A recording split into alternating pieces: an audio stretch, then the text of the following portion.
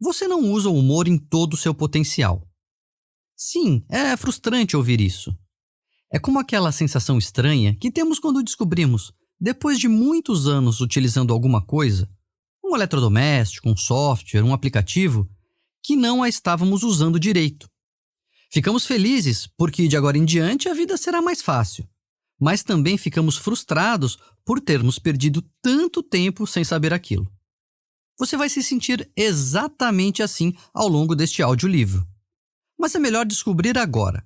Assim superamos logo a decepção e abrimos caminho para aproveitar os benefícios daqui para frente.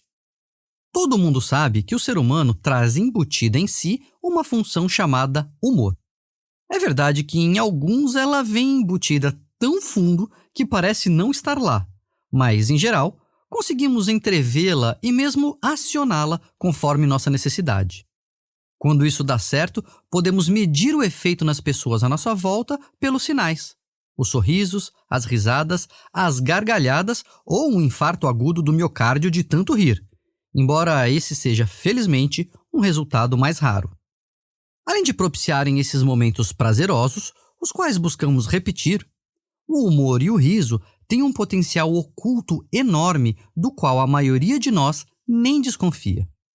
Quem melhor conseguiu explorar esse poder até hoje parece ter sido a indústria do entretenimento, que a cada dia aprimora mais as ferramentas e os métodos para nos oferecer risos em troca do nosso dinheiro. É uma equação em que todos ganham, porque quanto mais graça achamos, menos de graça ficam os risos, o que deixa essa indústria rindo à toa. Afora um interesse financeiro, no entanto, pouco interesse científico foi despertado pelo humor ao longo da história da humanidade.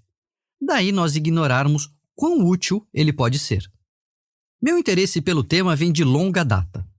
Antes mesmo de eu desenvolver uma curiosidade profissional, o humor tinha forte presença em minha vida. Desde pequeno percebi que gostava de fazer as pessoas rirem. Primeiro porque eu recebia atenção, um dos bens mais recompensadores para qualquer pessoa, sobretudo para um aparecido como eu. Mas não era só isso. Sentia que os amigos ficavam mais próximos quando ríamos juntos de algo que eu dizia. Professoras e professores, desde o ensino infantil, encorajavam, sem saber, esse comportamento quando trocavam comigo olhares de cumplicidade, inevitáveis quando se compartilha a compreensão de uma piada, mesmo que fosse para dar bronca pela gracinha. E era um recurso sempre à mão para tentar fugir das repreensões ou amenizar os castigos que receberia de meus pais quando eu aprontava alguma. Funcionava com frequência, para a revolta da minha irmã mais velha, diga-se de passagem. Para completar, meu avô materno, o vô Otávio, sempre foi uma das minhas maiores influências. Criativo, inovador, inteligente, ele também adorava contar piadas. Minha avó Adélia é que não gostava muito daquilo que lhe parecia certa impertinência, mas não havia almoço de família que não fosse regado a gracejos ou piadas recém-aprendidas por ele. Talvez tenha sido nesse convívio que, sem saber, comecei a vislumbrar a íntima associação que havia entre inteligência e comicidade. De alguma maneira, o tema foi me acompanhando ao longo da vida, mas, afora informações reunidas aqui e ali, como um recorte de jornal com curiosidades sobre a risada encontrado em minha agenda do ensino fundamental, ou um livro de divulgação científica dedicado ao riso que comprei numa viagem, eu nunca havia me proposto a estudá-lo.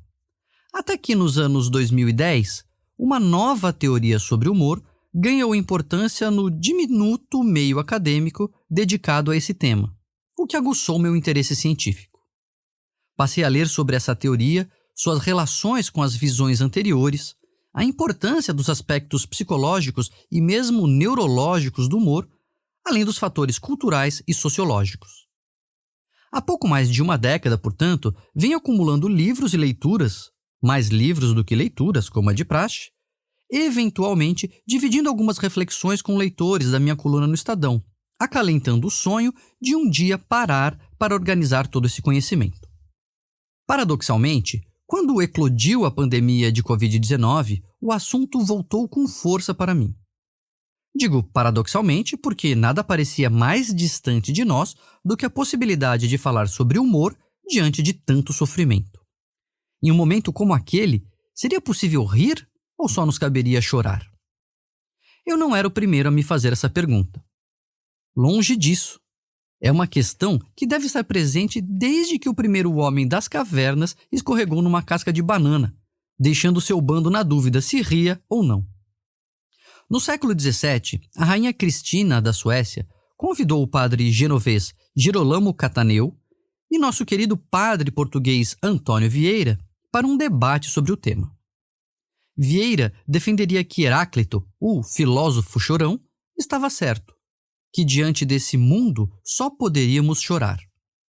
Já Cataneu deveria sustentar que Demócrito, o filósofo que ria, é quem tinha razão, que temos mesmo que rir nessa vida de dores. Quem conhece verdadeiramente o mundo há de chorar, e quem ri ou não chora não o conhece, afirma o padre português, para quem o riso de Demócrito era ironia do pranto. Ria, mas ironicamente, porque seu riso era nascido de tristeza e também a significava. Seria, portanto, possível rir nesse mundo sofrido, mas esse riso jamais significaria diversão. Veremos essa ideia se repetir em diferentes contextos ao longo deste audiolivro. Girolamo Cataneu discorda. Para ele, é sim possível se alegrar, mesmo vivendo num mundo com sofrimento. É benemérita a ação do riso de Demócrito. Ele faz os homens não lamuriosos sob os mesmos tormentos e opressões da vida, defende. Nesse sentido, o riso seria mais valioso do que as lágrimas, pois, se não trouxe proveito, nos trouxe satisfação. E se não convenceu seus seguidores, ao menos os manteve contentes. Mais ou menos como Woody Allen conclui em sua autobiografia. E talvez eu não possa transmutar o meu sofrimento numa grande arte ou filosofia, mas posso escrever boas piadas, o que me distrai momentaneamente e dá um breve alívio contra as consequências irresponsáveis do Big Bang. É possível, então, rir de um mundo cruel, como reflete um dos psicólogos mais relevantes nos estudos sobre ética de nosso país, o professor Yves de la Taille. Quando alguém é capaz de rir do estado das coisas, identificando as contradições da realidade e os problemas do mundo, não está sendo cruel para com o mundo e as pessoas, mas sim observa que o mundo é cruel e faz com que dele possamos rir. Seria uma maneira, como dizia o defensor de Demócrito, de não nos tornarmos lamuriosos, mesmo em condições adversas, já que no humor existencial, que não nos faz rir do ridículo, mas sim do triste, do cruel, o sentimento de superioridade não decorre de uma comparação, mas de uma espécie de compensação. A adversidade permanece, mas ao fazer humor, a pessoa de certa forma vinga-se, simbólica e inteligentemente, do que ela teve ou tem de aturar. Rir, ainda que em meio à tragédia, pode ser também uma forma de tentar se recuperar para seguir em frente. Poucas histórias ilustram melhor essa ideia do que a carta escrita pelo enfermeiro-chefe do serviço de anestesiologia de um hospital em Illinois, nos Estados Unidos, dirigida ao filho de um paciente que faleceu durante a cirurgia. Ela foi publicada no American Journal of Nursing em 1985 e dizia o seguinte: "Você me viu rindo após a morte de seu pai.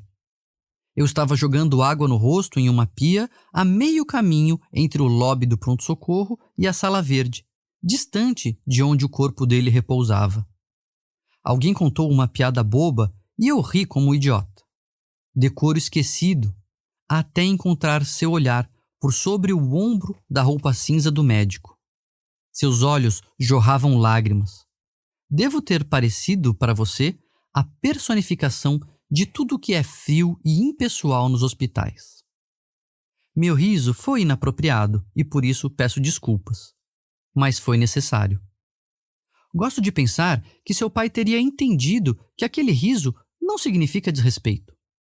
Naquele dia em que você me viu rindo, eu sabia que havia à minha espera outro paciente que precisava de meus cuidados e atenção total na cirurgia. Inclinado na pia e lavando o suor e o vômito do meu rosto e dos meus braços, meu riso era de purificação para mim, tal como suas lágrimas eram para você. Soubesse ou não, o enfermeiro tinha vivido na prática o provérbio Yiddish que diz: o que o sabão é para o corpo, o riso é para a alma.